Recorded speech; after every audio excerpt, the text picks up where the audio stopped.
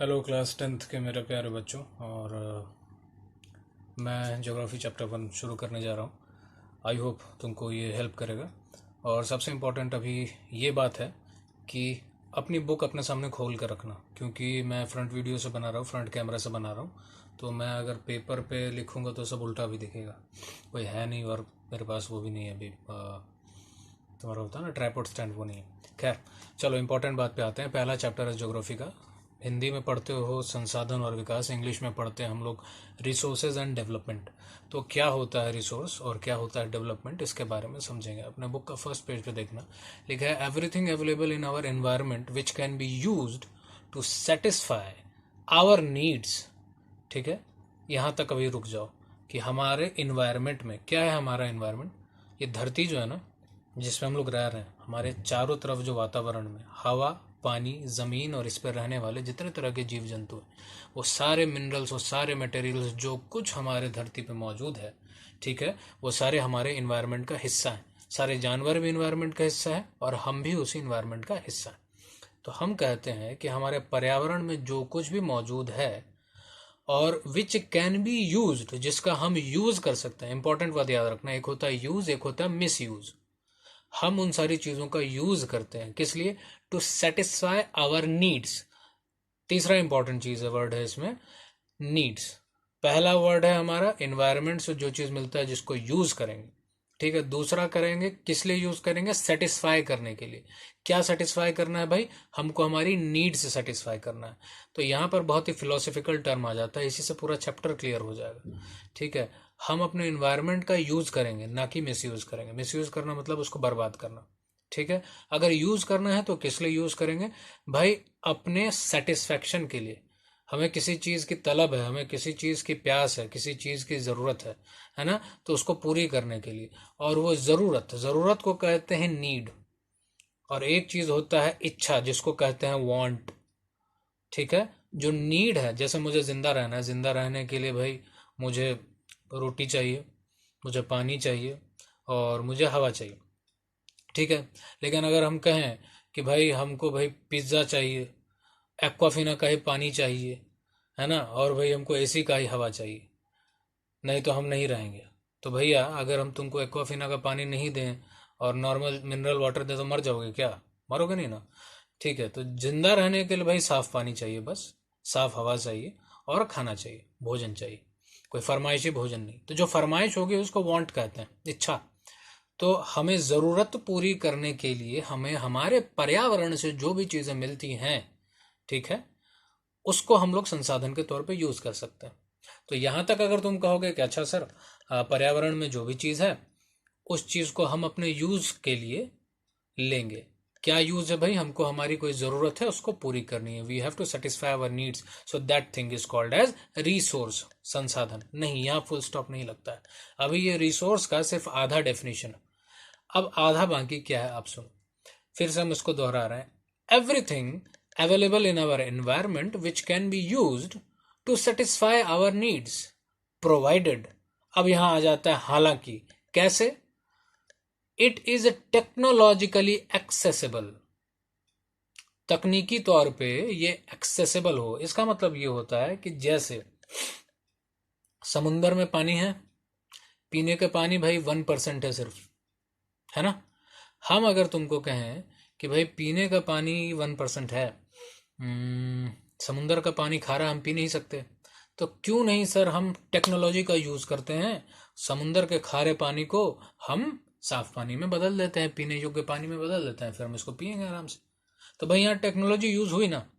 तो हमारे पास टेक्नोलॉजी तो है, तो क्या हम खारे पानी को मीठा पानी बना सकते हैं? Yes of course we can make it. So भाई हाँ, हम अभी तो कह सकते हैं कि भाई ये समुंदर का पानी भी रिसोर्स है, पीने के यूज में हम कर सकते हैं, क्यों? टेक्नोलॉजी है हमारे पास, ठीक है, उसका यूज कर सकते हैं। आगे सुनो, technologically available, sorry accessible, economically feasible. अगर ऐसा होता तो क्यों नहीं हम सबको फ्री में और बहुत कम पानी, बहुत आसानी से पानी बांटते भाई। अब इतना महंगा पानी बिस्लरी का पीते हो, एक्वाफिना का पीते हो, क्यों? समुद्र का पानी को हम टेक्नोलॉजी को यूज़ करके बना सकते हैं। हाँ बना सकते हैं, लेकिन वो इकोनॉमिकली अवेलेबल नहीं है। उसको टेक्नोलॉजी, जिस जिस टेक्नोलॉजी को हम यूज़ करेंगे और जितना खर्चा बैठेगा उस हिसाब से जब हम मार्केट में उस पानी को बेचेंगे तो इतना महंगा होगा कि आम आदमी उसको खरीद के पी नहीं सकता। तो क्या वो आर्थिक तौर पे सबको मिल रहा है? नहीं, नहीं मिल रहा है। इसलिए टेक्नोलॉजिकली भी एक्सेसिबल होना चाहिए और इकोनॉमिकली अवेलेबल होना चाहिए और कल्चरली एक्सेप्टेबल होना चाहिए। और तीसरा चीज, सामाजिक तौर पे हमारे कल्चर में वो चीज एक्सेप्टेबल होना चाहिए। कल्चर के तौर पे मैं एक एग्जांपल देते हैं, बहुत बेस्ट एग्जांपल है। जैसे क्लोनिंग, तुम लोग पढ़ा है, मूवीज में भी देखा है, कितनी सारी मूवीज बनी है। तो क्लोनिंग क्या होता है कि भाई आपके शरीर के ही सेल से ही आपका ही डुप्लीकेट बना दिया जाएगा, सेम टू सेम तुम्हारे हूबहू। ये टेक्नोलॉजी है? हाँ भैया, टेक्नोलॉजी है। क्या इकोनॉमिकली फीजिबल है? हाँ, इकोनॉमिकली फीजिबल भी है, बना सकते हैं। थोड़ा सा पैसा कमा लो, तुम अपना क्लोन बना सकते हो। भाई अगर ऐसा ही होता तो भाई तभी तो हर जगह क्लोन ही क्लोन होते। बच्चा पैदा करने की जरूरत क्या है? बूढ़े हो जाओ, तुम्हारे सेल से तुम्हारे हूबहू कॉपी बन जाएगा है। अगर ऐसा है तो भाई अभी तो आसानी से ये सारे जगह मार्केट में फैल जाना चाहिए क्लोनिंग। क्या होता है? नहीं भाई, टेक्नोलॉजी भी है बनाने के लिए, आर्थिक रूप से हम सक्षम भी है इसको पूरा करने के लिए, तब क्यों नहीं हम इसको यूज कर रहे हैं? इसलिए नहीं कर रहे क्योंकि ये कल्चरली एक्सेप्टेबल नहीं। हमारे कल्चर में, किसी भी धर्म में, हिंदू, मुस्लिम, सिख, ईसाई, जैन, बौद्ध, सब में देख लो तो पैदा करने का हक किसको होता है? ऊपर वाले को। जन्म देने का हक ऊपर वाले का, इंसानों को नहीं। इंसान अपना ही हू बहू कैसे खुद बना दे तो इंसान भगवान बन जाएगा ना। तो ये कल्चरली एक्सेप्टेबल नहीं। तो क्या ये क्लोनिंग वाली टेक्नोलॉजी को हम संसाधन कह सकते हैं? No, not at all. तो अब समझ गए संसाधन क्या है। सिंपली इस चीज को समझने के लिए बस हम अब सेंटेंस आसान से अपने शब्दों में बोलेंगे कि पर्यावरण से जो भी चीज हमें मिलती है, जिसका हम उपयोग करते हैं अपनी ज़रूरतों को पूरी करने के लिए, ठीक है, बकायदा वो टेक्नोलॉजिकली एक्सेसिबल हो, इकोनॉमिकली आर्थिक रूप से हम उसको प्रयोग में कर सकें, और तीसरा कल्चरली एक्सेप्टेबल हो, तभी हम उन चीज़ों को क्या कह सकते हैं? संसाधन कह सकते हैं, रिसोर्सेस कहते हैं। ठीक है। और संसाधन हम अपने चारों तरफ देखते हैं तो कहें भाई सारी चीज़ें, पेड़ में फल लगे हैं, मछली नदी में है, ज़मीन है तो क्या हमारे बाप का माल है ना, हमारी ही धरती है, बाकी सब जाए भाड़ में जाए, ऐसा है? नहीं, ऐसा नहीं है। धरती सबके लिए है, लेकिन हम उसको ऐसा समझते हैं। ऐसा इसलिए समझते हैं क्योंकि अगर हम ऐसा सोचने लगेंगे भैया हम ही इस लकड़ी का प्रयोग करके कुर्सी टेबल बनाते हैं और कोई जानवर तो बनाता नहीं, ऑफ कोर्स नहीं बनाता, तो क्या ये चीज हमारी गिफ्ट है? नेचर ने हमें दे दिया है, फोकट में जाओ माल पानी फूको, जो करना है करो? नहीं, फ्री में अवेलेबल नहीं है। ह्यूमंस ने अपने बुद्धि का यूज करके, अपने श्रम का यूज करके इन सारे चीजों को यूज किया, लेकिन इसका मतलब ये नहीं है कि हम दूसरे जानवरों को उसका यूज करने ना दें। तो अब हम यूज के नाम पर लालची हो गए हैं और मिस यूज कर रहे हैं, तो इस चीज को भी हमको चेक करना है। तो संसाधन तुम समझ गए हो। इंसान सबसे बड़ा रोल क्या प्ले करता है कि नेचर से वो बहुत सारी चीजों को यूज करता है, फिजिकल एनवायरनमेंट से लेता है, उन सारी चीजों पे अपने टेक्नोलॉजी का यूज करता है, ठीक है, और उन टेक्नोलॉजी को यूज करके उस चीज को किसी चीज में बदल देता है।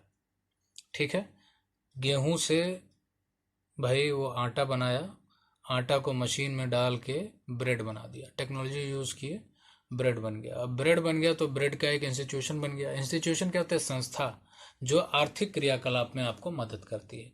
तो ब्रेड बनाने वाला एक कंपनी है, जैसे मॉडर्न ब्रेड, ठीक है, या शकुन ब्रेड, ये क्या है? कंपनी है जो टेक्नोलॉजिकली चल रही है, जिससे लोगों को काम मिलता है, ठीक है, और उनका घर परिवार चलता है और हमारे देश की आर्थिक स्थिति चलती है। बहुत सारे एग्जाम्पल है, ठीक है।